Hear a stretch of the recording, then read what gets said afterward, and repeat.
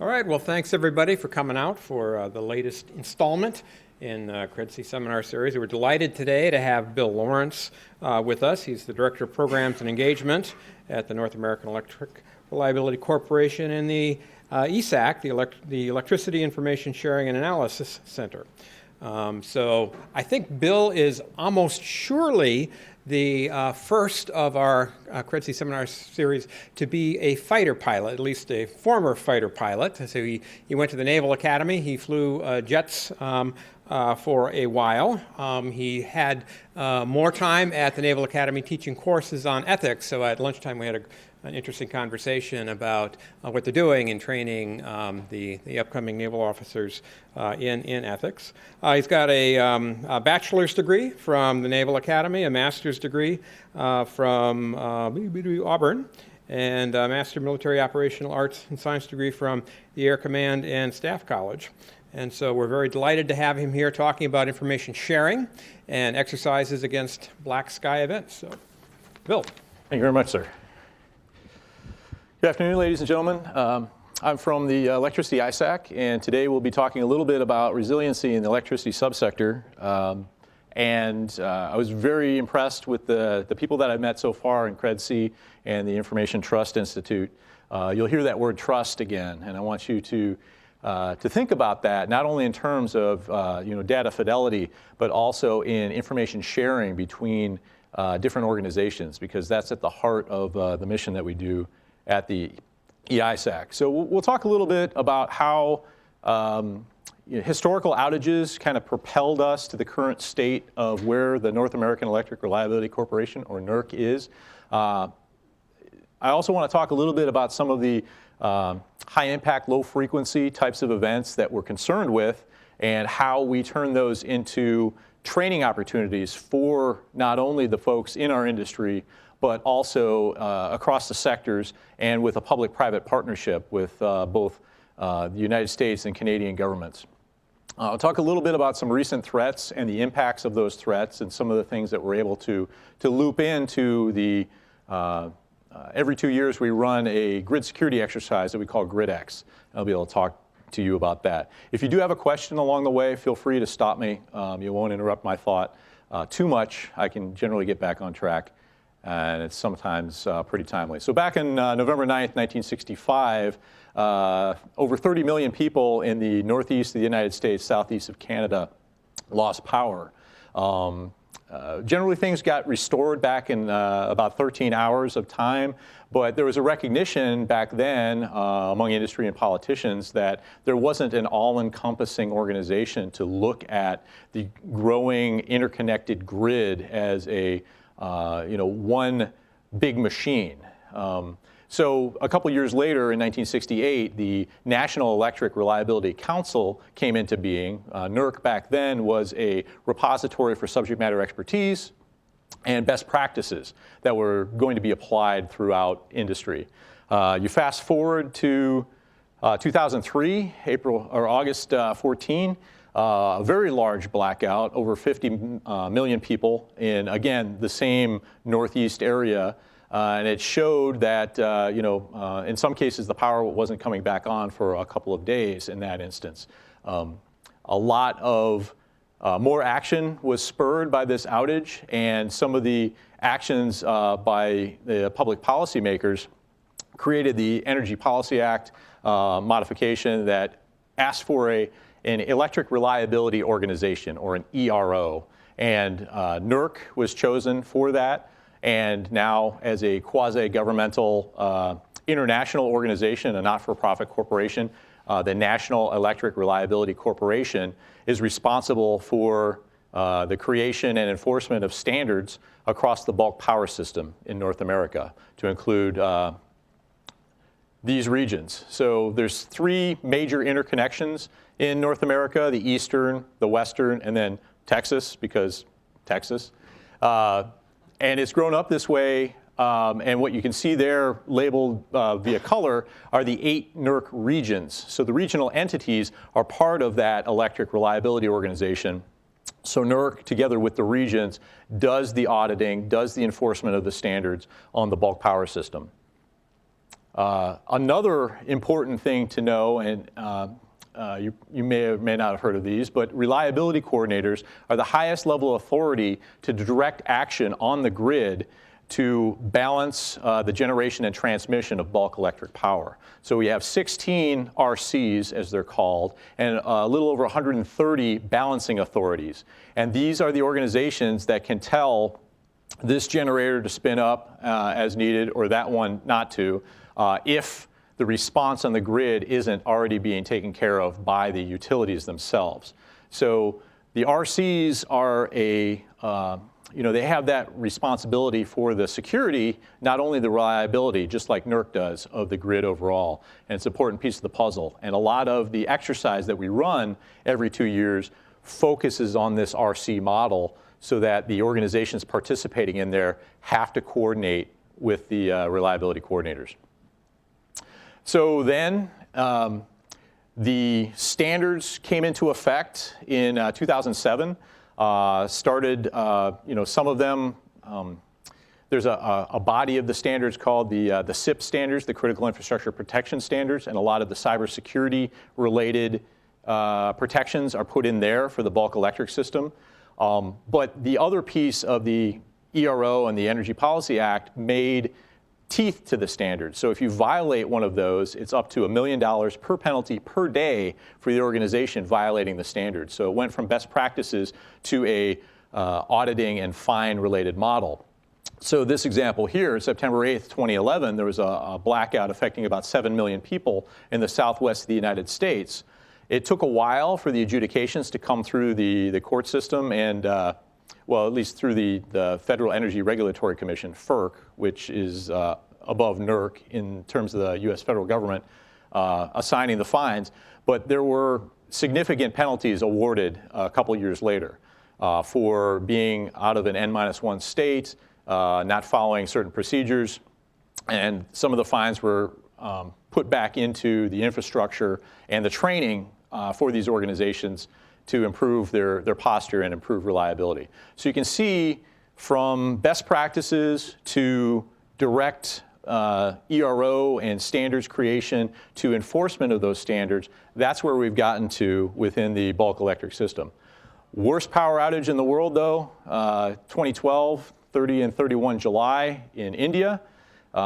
330 million people, basically the population of North America, lost power on the first day, and over 600 million people lost power on the second day. So we're really looking forward to not having those kind of large impacts to the grid, and some of the programs and tools that I'll talk to you about today will help us along those lines.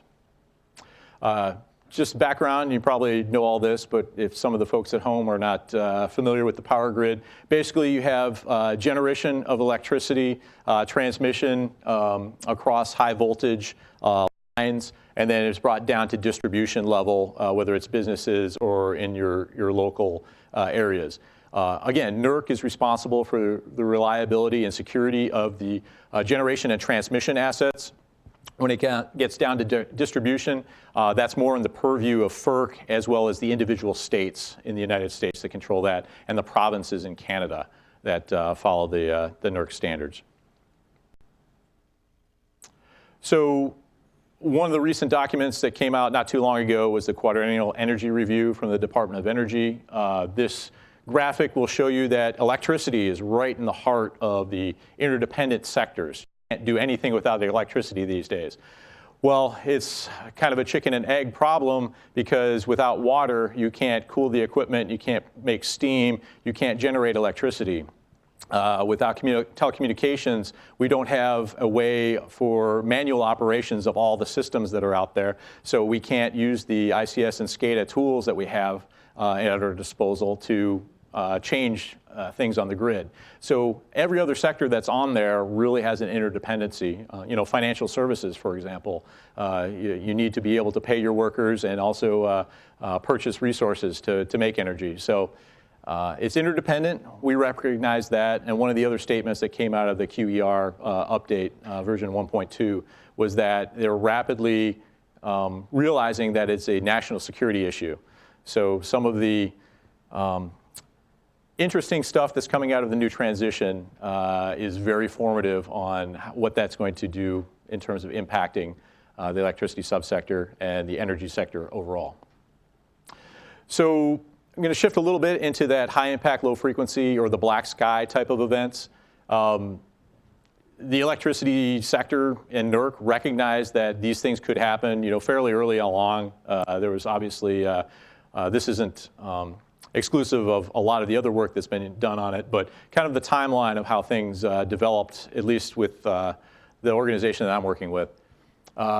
They created a task force to address terrorism and sabotage. The electricity ISAC, which I'll talk a little bit more here in a minute, was created. And then also they wrote various reports, and we'll be able to get the slides out to you with the hyperlinks there if you want to read those. They're written a little while ago, but still germane today. And then also in between those reports, we started exercising regularly as an industry and creating an opportunity for people to get training out of those types of high impact, low frequency types of issues, which can include anything and everything from meteor strikes to massive earthquakes or things like this. Pandemics have been considered as well.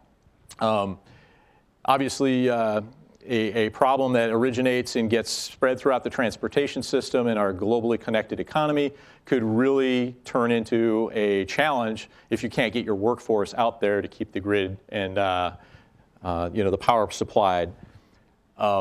We tend to not exercise this as much because what are you going to do? You're just going to have half your workforce stay home and not play and then elevate everybody else up with that.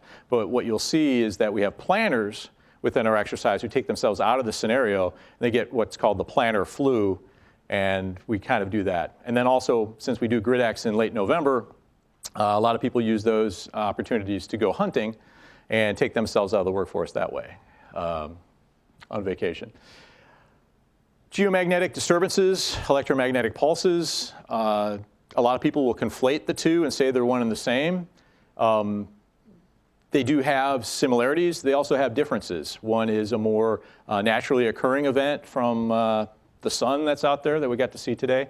And then others are controlled more through man-made devices, such as high altitude electromagnetic pulse bursts or directed energy weapons. The military has done a lot of research in terms of hardening their equipment and exercising, but a lot of that stuff is at the classified level. So some of the work that's being done through the Electric Power Research Institute, EPRI, is taking an unclassified look at the impacts from these types of phenomenon and getting that out to industry so that we can figure out ways to mitigate or if mitigation is even necessary. One of the reports that they're going to release very soon publicly is has actually a better story to tell about the E3 wave from GMD and EMP, saying that it's probably not going to affect the large 100,000 pound transformers as much as the smaller transformers. So less than I think they're working on around the 1% of all those transformers would actually be affected if they're already taken offline, there might not even be any damage from that, at least E3. And they'll be studying the E1 wave soon. So the heart of the training opportunities that we've seen and a lot of the real world incidents that people are more aware of revolve around cyber and physical attack on various other infrastructures and how it could potentially be applied to the electricity sector. So you've heard probably of Stuxnet with air-gapped equipment being able to be under a cyber attack. Shamoon, not only disabling enterprise IT systems, but destroying 30,000 hard drives in an organization. That's a supply chain problem. How do you get 30,000 hard drives after that to stand up your business again? And figure out how to close off the attack paths that allowed the attacker to get in there in the first point. We look at things like various attack vectors, HAVEX, Black Energy, and roll those in an unclassified way into the exercise that I'll tell you about there. The picture on the screen there is of the Metcalf substation in California. someone using small arms shot up some transformers at a substation. Because the grid is resilient and reliable, the power to Silicon Valley was not interrupted, but obviously things were damaged and had to be taken offline, and it cost a lot of money. We were already thinking about how to use an attack like that in our exercise around that time, but we ended up taking it one step further. So then when somebody with a wrench went out to fix the transformer, or a gun to see who's shooting it up, we turned it into an active shooter situation within the exercise. So it gave a sense of danger and caution when you start seeing warning signs coming out of the substation. So overall, if you want to look at the threat landscape that we're looking at with all of the various components that are on there, you can see things like all-out, global thermonuclear war, pandemics, directed energy weapons, cyber attack. Weather is a constant threat to the grid. Hurricane Sandy that took out a lot of the distribution level in New York and New Jersey. The bulk power system overall actually didn't take much of a hit. Obviously, there's a lot less demand for power, but the damage there was quite limited. It was mostly down at the distribution level. And then you also see the squirrel up there at the far upper left, very frequent, depending on the capabilities of that squirrel, could cause problems for the asset owners and operators. But if you look at this and you kind of draw a line on the 45-degree mark, the things above that line, or up to the left, those are the things that industry should be very prepared for and should be capable of operating through. The things down below that line are kind of those existential threats that we really need that public-private partnership with federal government, especially, to solve those kind of problems. You don't want to pay more for electricity to have a fleet of anti-missile ships out there owned by the electric industry to shoot down the missiles with the high-altitude EMPs. Well, we depend on the federal government for that kind of protection. So these are the kind of things and the lumpings that we do there. Speaking of squirrels, I got this from Cyber Squirrel 1, fresh off the presses as of a couple days ago. You can see by far the amount of outages that are caused to the grid in North America, or actually around the world, I think he's tracking now. 879 can be attributed to squirrels. Down here, three with a little asterisk, because some of the attribution hasn't come out yet on the human actors that have caused grid outages. And we'll talk a little bit about that. But these are the kind of things. Oh, and that's a picture of a squirrel that was on the line, and then an owl went to get him, and it was a bad day for both. Kill's a kill. So not only did the SIP standards cover cybersecurity, there's also SIP version SIP 14, which is focused on the transmission substations. When the Metcalfe substation came to light, FERC directed NERC to work with industry to come and develop a standard within 90 days. So anybody who's familiar with the standards development process knows it's methodological. It takes a lot of stakeholder buy-in and voting and consensus for it to be passed, and managed to do it very quickly and get protection, a standard for protection for substations out there within the allotted time frame. You can see there, some substations are located way out in the boonies, some are in very urban and populated areas. So it's a different way of looking at what you need to protect, and the response times too can be quite significant. Also, we don't just rely on those standards, we also do best practices and documents such as a design basis threat, guard gold like gold, and pencils like pencils. Gives utilities a great range of opportunities to understand what the best practices are out there. And the standards are not prescriptive in terms of technology either. They just talk about risk-based, results-oriented procedures that would defend both cyber and physical systems. So we're not going to tell you that fences need to be 12 feet tall, because then the adversary will just bring a 13-foot tall ladder. We're not going to be setting those things, but they can get an understanding of what happens. Because also the threat is out there everywhere. Our open and free society has allowed us to put our infrastructure out there in a way that isn't walled off from everybody because we don't have an expectation that our population is just going to walk down the street and knock out their power. But as you can see, there's over 55,000 substations of 100 kilovolts and up that are somewhat more or less available to at least being seen, if not being touched. So what do we do if we know the standards can provide a foundation of security, foundation of understanding of how to look at a risk-based approach to protecting those kind of assets.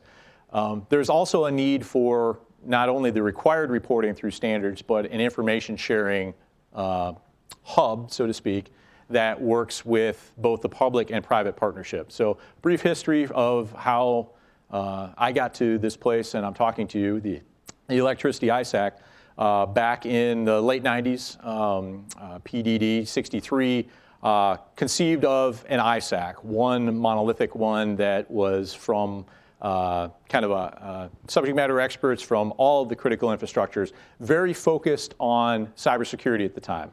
Why was that? Y2K was coming right around the corner, and cyber was bubbling up to a lot of people's consciousness with that. NERC offered to host the electricity sector ISAC, and then we've been under the microscope from the ESCC, which is a group of, it's the Electricity Subsector Coordinating Council, a group of 30 CEOs that wanted us to raise our game, and we've got the mission that I'll share with you in a second. And now we rebranded in September 2015. And as the Electricity Information Sharing and Analysis Center, our mission is to reduce cyber and physical security risk to the grid in North America by unique insight, leadership, and coordination. There we go. I didn't even have to look at my slide. It's really important that we exist because we have the relationships not only with industry, but we need to build the trust that they can share things with us. And then also we can share that information with our government partners at a level set by the organizations that share the information initially. Some of the changes that have built, and you can see trust there in our vision statement, we have a code of conduct that prevents me from telling any of the compliance monitoring and enforcement program personnel at NERC, the regulator. I can't tell them what's happening at the utility level. We can only offer up aggregated data, and that protects the industry and drives up information sharing on the voluntary level. We also have our own key cards and badges and physical walls, as well as a separate cyber IT network. So those three changes have built trust with industry, and we're getting more and more benefit from that, along with some of the programs I'll tell you about here in a second. Some of the things we offer to industry, we can get pictures of suspicious damage. If you look at the base of that transmission tower, boom, it exploded. Well, is this a terrorist attack? We have access to expertise within NERC as well as with some of the other stakeholders that we can talk to, and they can look at that and say, no, this is just probably a bad ground, and a lightning, yep, we checked the weather reports, there were lightning storms in the area, and sure enough, the concrete damage was caused by a lightning strike. So we can spin people down that way. We can also look at the types of physical security damage that happens and attribute them either to weather or malicious actors out there. You can see the difference on the left side. That's probably more likely to be animals passing in and out of the substation as opposed to the right side with people cutting the fence. And pipe bombs. Big problem here. If you're this close to a pipe bomb, don't take a picture of it. But the backstory is we got the trust of the organization that had this incident. We were able to talk to them about it. They shared this picture. We're not telling you who it was, but that's part of the trust agreement we had built with them. This actually wasn't a real pipe bomb attack. They were placed there by a third-party security contractor to test or scare some new people on their team to come in and like, oh my gosh, pipe bombs. Needless to say, they're no longer employed by that utility without telling them. So those are the kind of things we see out there. The closest thing to Godzilla you will ever hear of. I live right near Baltimore, Maryland, and the J-Lens program, $1.7 billion, not million, billion blimp program went for a walkabout one day on October 30th, 2015. Why do we care? Yes, this was dragging over 6,000 feet of metal wire, so not only damaging to anybody it comes across, but also to the electricity infrastructure up there. So if we're prepared and we have the information collection capabilities and the analysts who can look at these various kinds of threats, we're prepared for Godzilla too. So we let our friends up to the north know, and in 4 hours it trucked 160 miles, almost due north, and did some damage, but everything was de-energized. They got things routed around it, and eventually the blimp came down. The most common cyber threat, you've heard it in the healthcare industries, you've seen it in other locations, it's ransomware. A lot of it, the vector is through spear phishing and getting somebody to click on a link, and then all of a sudden they're paying bitcoins to try and get things back. So as you think about ICS and SCADA and the energy delivery systems, energy management systems, think about the terror that would come from an operator looking at their screen already frozen out, and they can't do anything about it unless they cough up some bitcoins to solve that problem. So what we share, and we beat the drum heavily on that voluntary information sharing, because through the NERC standards, there are requirements for people to fill out, either it's an OE 417 report or an EOP4 report, depending on the severity or the jurisdiction that the incident happens, cyber and physical attack. We want them to trust us so we can, just get a call from somebody and say, hey, the hair's standing up the back of my neck, my SCADA equipment's resetting more often than it normally does. Something might be going on here. We can reach back into organizations, including the Department of Energy National Lab System, and work with experts on that. So we're very concerned about enterprise IT cybersecurity as the avenue to get to places on the operations side, but extremely concerned about that OT nature of equipment there, and sharing vulnerability information, letting people know not only, hey, this is up on probably the ICS CERT webpage, but what is the impact to our industry? And that's where our analysts make a lot of information more available to our people that way. In terms of physical security, I showed you a lot of examples there. We want to kind of help balance the trends. We don't want people to waste their whole time sending us every little minor event, but if there are some major ones and we can start getting the information, we can get the right law enforcement or other investigative government agencies focused on stopping things, especially as you'll see here in what GridEx happens. So we have a lot of projects and products and services. We can send out alerts. One of the things that NERC, through its rules of procedure, can do, there's 3 different levels of NERC alerts. One is level 1, it's informative, just, hey, there's this issue out there. Level 2 is, hey, there's this issue out there, but you better respond and tell me about the questions we ask around those issues. A level 3 NERC order is a very seldom used tool that we can actually direct action from the organizations, whether it's cyber or physical in nature, and have them respond on how quickly they roll that out. So by the framework that's set up in the Energy Policy Act, that's a very powerful tool that we use very seldomly, but we used it twice in 2016, and I'll tell you here why. We send out bulletins, we got daily, weekly, and monthly reports aggregating a lot of the information, but our primary hub there is through our portal for collaboration and information sharing. We've got monthly briefing series, kind of like this, calls with concerned stakeholders, and I'll talk a little bit more about GridEx here in a second, but a couple other things I want to highlight here. Grid Security Conference in October 17th through the 20th up in St. Paul, Minnesota. If you're interested in the power grid and interested in securing it via cyber or physical security means, or interested in talking about solutions, we have about 450 folks that come every year, and we're rotating it through North America. It's a great forum to talk about issues like this. CRISP, Cybersecurity Risk Information Sharing Program. Again, this is a voluntary information sharing program. Utilities pay to get devices installed outside of their enterprise IT networks. That information that's come through the device, both in traffic in and traffic out, gets aggregated, sent to the national lab system. They can look at it from a classified level and get reports direct to the utility that issues might be coming out of. They also build reports that are there for the CRISP audience. And then we can also look at the unclassified data and spread that aggregated through any indicators of compromise through the rest of industry. So even though it's a US only program, it's got about 75% of the customers covered by the utilities that are part of this program.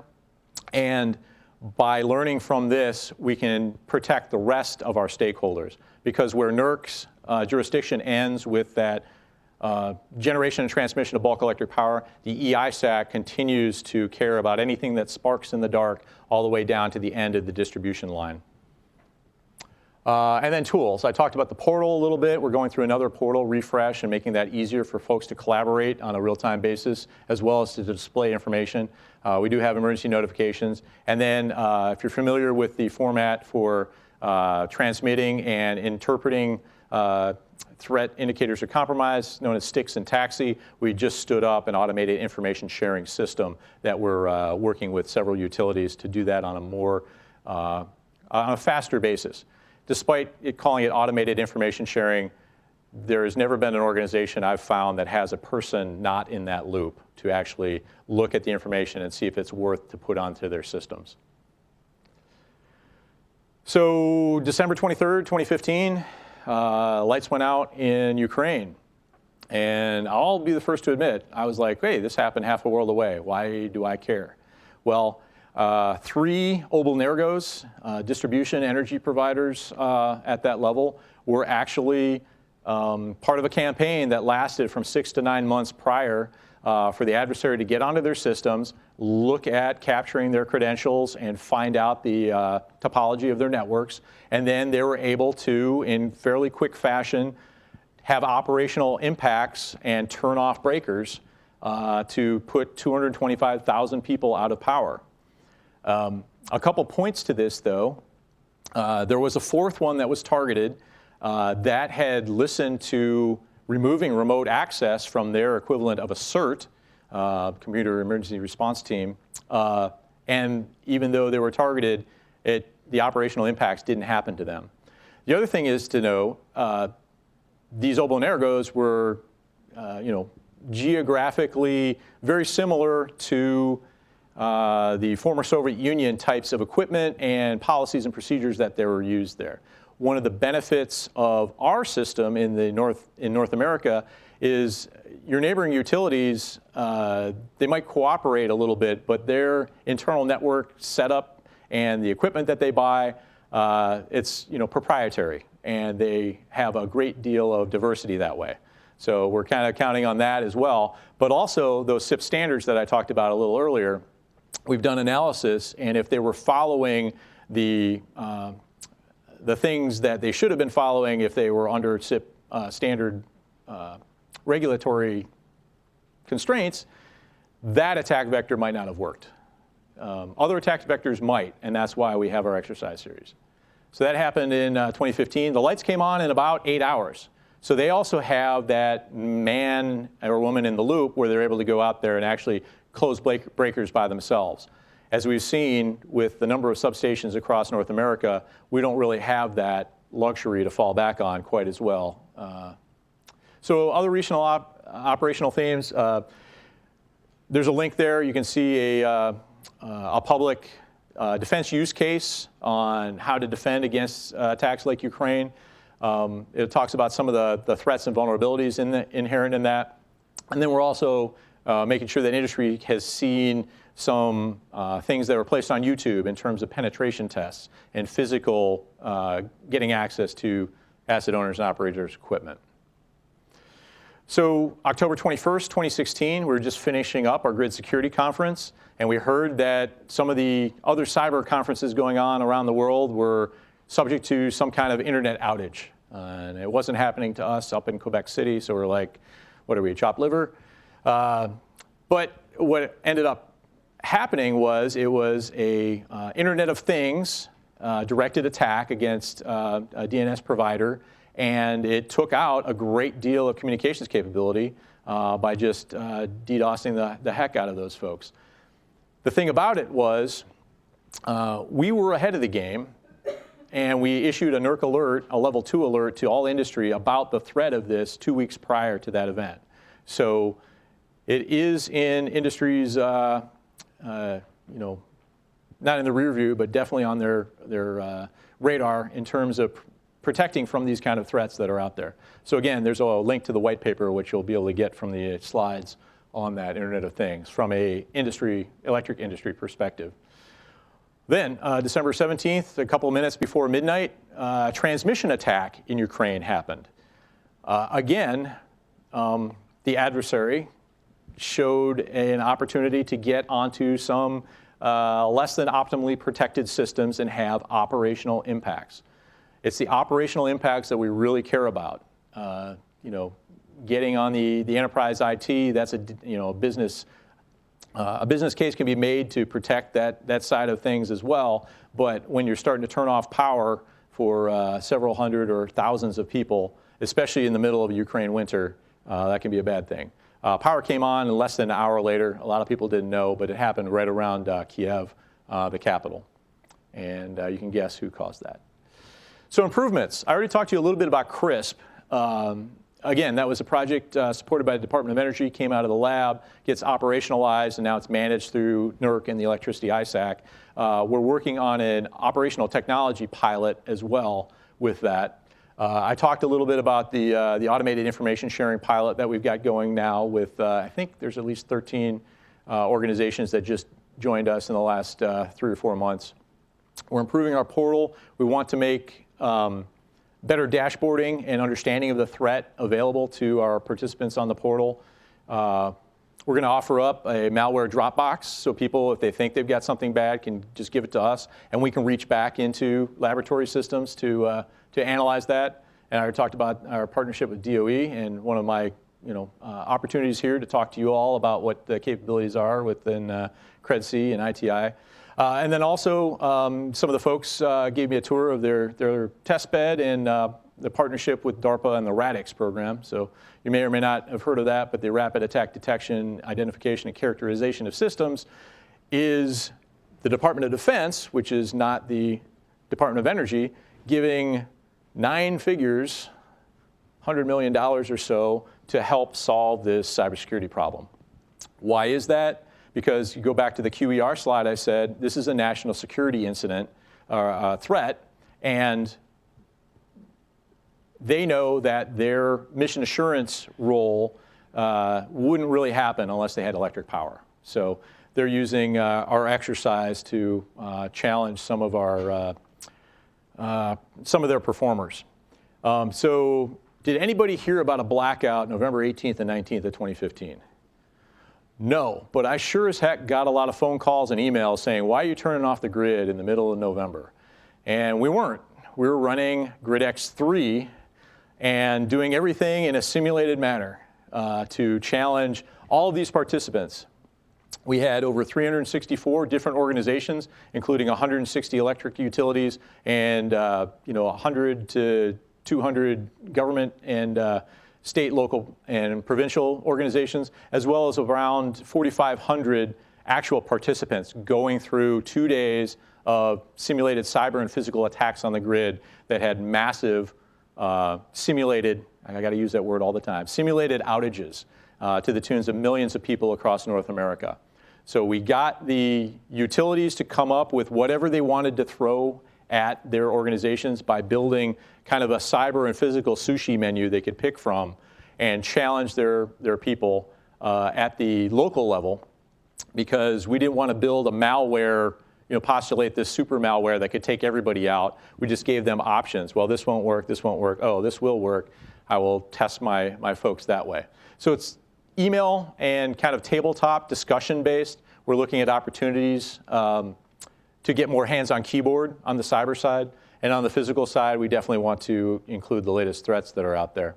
So this is kind of what the scenario looked like over 2 days. And if you look up on the left axis there, the grid reliability level is trucking along as normal. And there's some probing of defenses, whether it's physical or cyber lanes. And then the big red bulb, bloom, that's boom when things happen. So everything we can do left of boom is good. We're preparing, we're doing detection, we're analyzing the things on our system. We want to enable utilities to find the adversary early, whether they're on IT or hopefully not on the OT system. So we did it over 2 days, November 18th and 19th. We broke in the middle to everybody go home and have dinner, and then started up on the next day. And we had 4 major moves. So when boom happened in the early part of the second move of the first day, that's when a lot of the information sharing and required reporting kicked in. And we were able to work not only with the utilities and the reliability coordinators, but also up at a strategic level, which I'll show you here in a second, with the ESCC and the government in the US and Canada. We have an executive tabletop piece where we talked about a lot of the policy implications that a couple day, a couple week, a several month outage might drive. One of the things from one of the CEOs was, it's been 30 days. I can't create the energy to sell to the customer. I can't bill the customer, and I can't pay my workforce. I'm out of business. How do you guys get the grid back up in my footprint anymore? What can you do for me, federal government? So there's been a lot of discussion. Some of it we've seen come out in the FAST Act, Fixing America's Surface Transportation, I think it was. There I go, not knowing an acronym. But there's emergency powers through the Secretary of Energy to direct things, actions from utilities. And there's some regulatory relief in there. So our vision, get more hands on keyboard, keep things unclassified, build bigger, better, scarier things to explore the imagination and use a lot of the tactics and techniques that past people have had. This is an eye chart.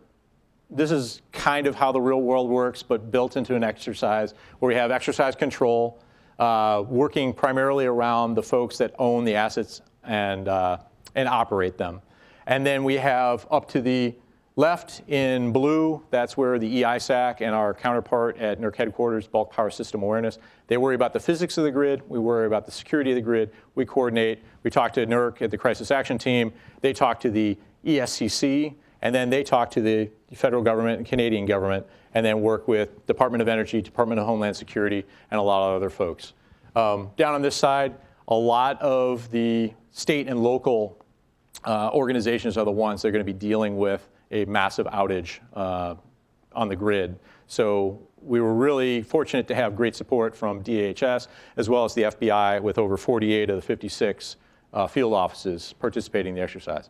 So for GridEx IV, we're looking to exercise the entire continuum of an incident response plan from that preparation that I mentioned all the way to the recovery and lessons learned. We want to expand that local and regional response I talked to you about. Engage critical interdependencies. I talked a little bit about the financial services sector. We're going to be knocking out communications and providing alternative backup paths for organizations to talk to each other, hitting natural gas supplies that a lot of the generation has shifted to as we're going through the exercise. Then we also want to improve communication. The time to exchange business cards is not when there's the emergency going on. You want to build those relationships that you'll need. So working with the state and local governments and first responders is important. Gather those lessons learned, put them out in a report, and then also engage that senior leadership. So it starts at the EISAC and NERC, and it works down through a planning group, and then we have lead planners at an organization down with their planning teams, and then they have their participants and observers. So the pyramid on the left side shows you that it can rapidly be scalable because it's distributed, but then the planning effort really rests a lot on our shoulders at the EISAC, and then there's less and less, and they just need to learn how to use the tools to go through the scenario. We have sub-teams, over 65 members. Some of the people in this room are participating members on the Grid Exercise Working Group and provide that subject matter expertise on this is how I would attack this system. Let's put that into the scenario and have people try to think of ways that they could handle those types of impacts. Real quickly here, in the initial scenario discussion, we wanted to pick a time instead of summertime when all the assets are online, because of generally cooling needs for the population. A lot of industry equipment is taken offline due to scheduled maintenance in the fall and winter. So we picked that time of the year. I already talked about the key personnel unavailability with the plantar flu. We are not looking at including GPS effects or EMP or GMD into our exercise at this time because, again, the studies are being done right now. How much impact would that actually have to the systems? If it's as bad as some people think, we might as well just sit there on our thumbs for 2 days and just hope that our order gets to the top of the queue for new equipment. So there's not a lot of training value you can get out from a type of exercise like this. So that's the yes and no. The next 2 columns are the cyber and physical pieces and the vectors that we want to throw at our participants. That's not in the yes or no, it's more horizontal there. So we already talked about watering holes and the supply chain and the danger of going to the place and getting the wrong firmware updates. Just somebody walking in and plugging in a USB key and putting on a little sticker saying, don't touch. It might be enough to keep people from taking that out of the system or even finding it. Mentioned supply chain, spear phishing. We throw that whole menu of attack vectors against people. And some organizations that are overachieving throw everything at their participants. And they not only do it via emails and tabletop, they put themselves into the simulator and get some hands-on keyboard actions. UAV is something that we brought on for GridEx IV, so the unmanned aerial vehicle or unmanned aircraft systems. It's not only capable of physical surveillance, but also network sniffing of wireless networks, but then also actual physical attack on assets, whether it's using explosives or dragging lines. Control center habitability. There are requirements for them to go to their backup control center, so as part of the exercise to get that check in the block, they pretend they have white powder on the floor, and as they're going to their cars in the parking lot, they have a simulated active shooter. So people are evil when it comes to exercises, and it's great because it builds a lot of realism and a lot of opportunity to learn through the exercise. So these are the things we're considering. And you just saw the bubble pop up there. The blue and gold is indicative of all the attack vectors that were used in Ukraine. So we're not focusing on that as the end-all be-all of attacks, but we are considering that in our construction of the scenario narrative. So communications, it comes into, we got our big screen there in the electricity ISAC where we're tracking what we're getting from information shares and required reporting across the continent. We share it with our physical and cybersecurity analysts and try and make sense of what's coming in and get that mitigation and response out. In the exercise, we also simulate social media and the impacts along that. So we have a tool that we use for fake YouTube, Twitter, and Facebook type posting, as well as put up fake news videos to provide a sense of realism for participants. And their crisis communicators can get up on screen and talk to their customers as if the attacks were really happening. Get a lot of lessons learned out of that. One of the CEOs had a mock kidnapping of the CEO at their organization, and their business continuity plan went right on rolling, much to his chagrin. So there's opportunities, not only for electric utilities and first responders and government folks, but there's also cross-sector opportunities as well as opportunities for academia to get involved. I'll give you an email here that you can reach out if you have more questions, but the links in here link to a one-pager about the exercise as well as some frequently asked questions on the exercise. So it's an unclassified exercise, but we keep the sensitive nature of the material down to a minimum. So on public forums like this, I can't really show you the impact map that we generated through the exercise, but it was pretty impressive, especially the one that we showed to the executives sitting around the table, 30 at a time, in an air-conditioned, lights-on room dealing with that. For active participating organizations, the simplest way is just to take the generic planning materials, go through that sushi menu and see what applies with all the artifacts that we get alongside with that. But the more advanced organizations, they take those generic artifacts and indicators of compromise, and they beef them up to match their systems so that builds more familiarity for their people. So takeaways, real world threats are dynamic And we're looking across the globe really at what happens in other places that we try to bring back and improve the security posture for individuals as well as our utilities. The high impact, low frequency report, which is linked in there, gives you a great opportunity to understand, that from that what if existential type threat, if we can lean towards preparing for that, we can also handle when, balloon Godzilla goes marching north.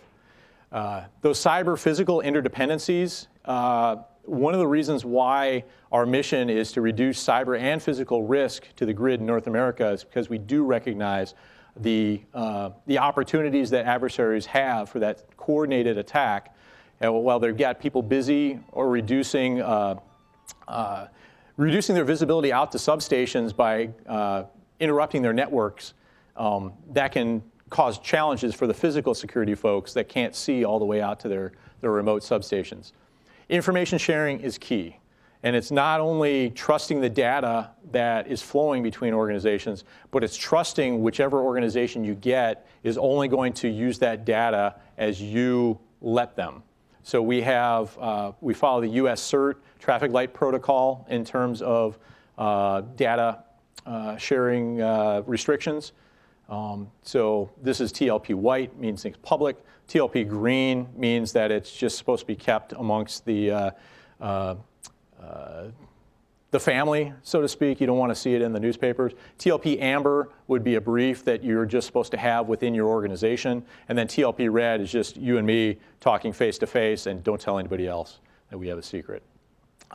So hopefully this has spurred a little bit of understanding about what we're concerned of at the Electricity ISAC and across North America in terms of the electricity subsector.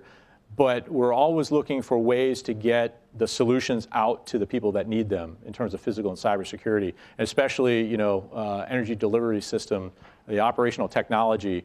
That's the piece that hasn't always had the cybersecurity baked into it that I know several of you are studying, and hopefully we'll get that, make people sleep a little bit better at night. So that's my presentation. EISAC events at eisac.com is a great way to reach out. I'm on that distro as well as some of the other folks working there, and we can get any answers that you have from either my brief or other questions that come up. So does anybody have any questions? What we got? Yes, sir. Thank you so much for the presentation. I have some questions to ask. Give me a chance to ask one after another. My first question is, during the election in the US, cybersecurity became a high topic. The way that I saw the problem was going beyond the hacking of email for campaign need. My takeaway is there should be more that has been hacked at this time. So my question to you is, what do you anticipate as new and strong policies in coming years in a way to reinforce the cybersecurity of our power grid? You mean in relation to what was discussed in terms of the voting system? In relation with potential hacking of the power grid known or unknown at this time.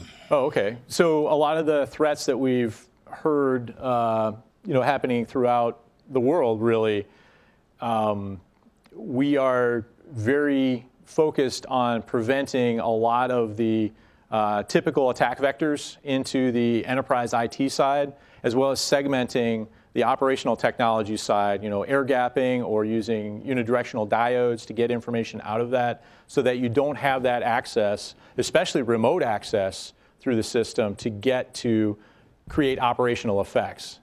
So if I understand your question correctly, we're looking at all the pop-up threats that happen somewhere else, and then we're also in constant contact with our stakeholders to see if any of those threats are happening with impacts on their systems.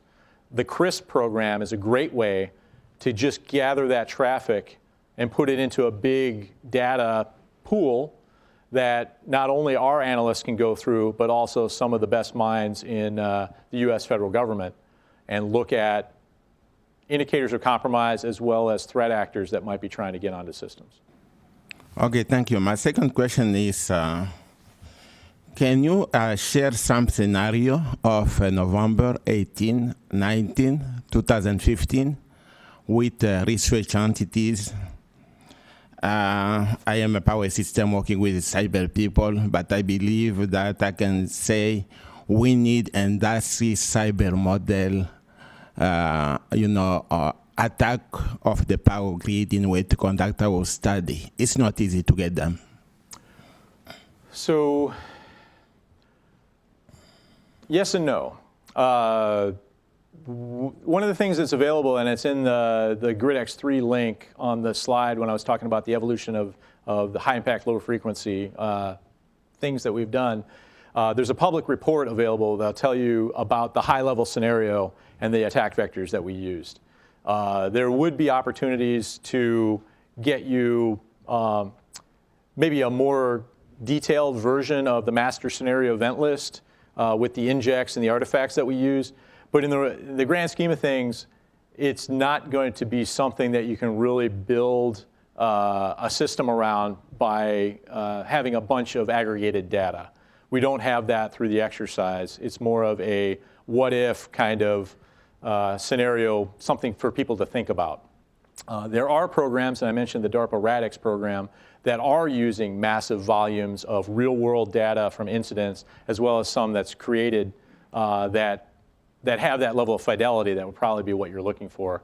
But you'd have to go through those program managers to get access to that. Yeah, my last question is, are all cyber attack on the power grid classified information?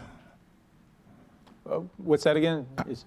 Are all cyber attack on the power grid classified information? No. Oh, so right before New Year's Eve, things got really, really busy because there was a report released by the Federal Bureau of Investigation as well as the Department of Homeland Security called the Joint Analysis Report, a JAR, on the Grizzly Step campaign that threatened, they said threatened the voting machine in our country. And the indicators of compromise included that report were looked at by our industry. We got that out to all of our stakeholders. It just so happened that a laptop hooked up to the enterprise IT side of a utility in Vermont was taken offline because of some malware. They compared it to the indicators of compromise, and then they did the right thing and they reported, hey, we got some malware and it might have something to do with this. Here's a cyber security report on that. That got out somehow to the press, and the press came out, and it's been retracted since, that the Russians are in the power grids. So you can see the need to not classify the information, because industry doesn't have control over any kind of classification. We can only label our information, with the traffic light protocol. We want to keep things controlled sensitively. So there's the CEII program under FERC to classify or to protect data like that. But the long pole in the tent is we encourage that information sharing, and we'll protect it at the EISAC at the level that the sharer wants. I got a question from online. What priority capabilities do you need but don't have that could be addressed by the CREDC Research Consortium? That's an excellent question. There's a big drive out there for better communications and better situational awareness. But for whom? I don't necessarily need that at the electricity ISAC, because I don't have a long screwdriver that I can reach out and tweak a setting or fix a substation. But the folks up at the reliability coordinator level that work through the balancing authorities down to the utilities, they definitely need to coordinate and communicate and have visibility of all their tools. So whenever somebody comes to me and says, well, we need decision makers to have better communications to direct action, those folks are doing it every day and keeping the grid, at 9 decimal points reliability. And they're the ones that need to have trust in their tools and trust in their communication and coordination capability. So I'm not the guy to answer that question except to point you to those folks. And a lot of the research that's being done, especially through DARPA and the RADEX program, is helping them look at their contested networks and build ad hoc communication pathways so that you can continue to do that communication coordination. Yes, sir. You threw up a slide on ransomware. Yes. So, to your knowledge, has there been a successful ransomware attack on the operational side of power utility in U.S. without naming names? Oh, push. Okay. We'll try it again. So, yeah, you have this ransomware slide. To your knowledge, without naming names, has there been a successful ransomware attack on the operational side of a utility in the United States? No. And there have been no operational impacts based on a cyber attack that I know of. And actually, if you watch my CEO's testimony to, I guess it was the Senate, or was it the House? Just 2 days ago, he also reiterated that there weren't any operational impacts from cyber attacks. There has been, to my knowledge, at least one that has found ransomware on their enterprise IT system, but nothing that has affected the controls and operations of the grid so far. And I will firmly knock on wood now, because I just said that. Yes, sir. Is there which website here might be good to browse all day long if we wanted, if we're nosy? We want to know what's happening in North America. Which of your websites might be the best? So I don't have any links to the various publicly available websites that show the status of the grid, but they are out there. So why don't I do a little research on that, and I'll share it back with the group, and you can see some publicly shared data on the status of the grid.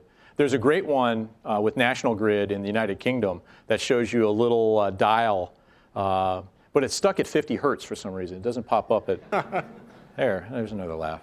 So you guys, one more question? Yes, sir.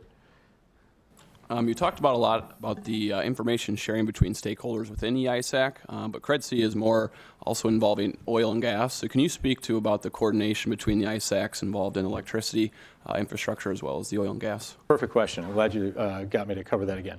So we are in very close communication with the ONG ISAC and the DNG ISAC, and we have ways that data is and reporting is shared automatically through our portal, and then our analysts work closely together.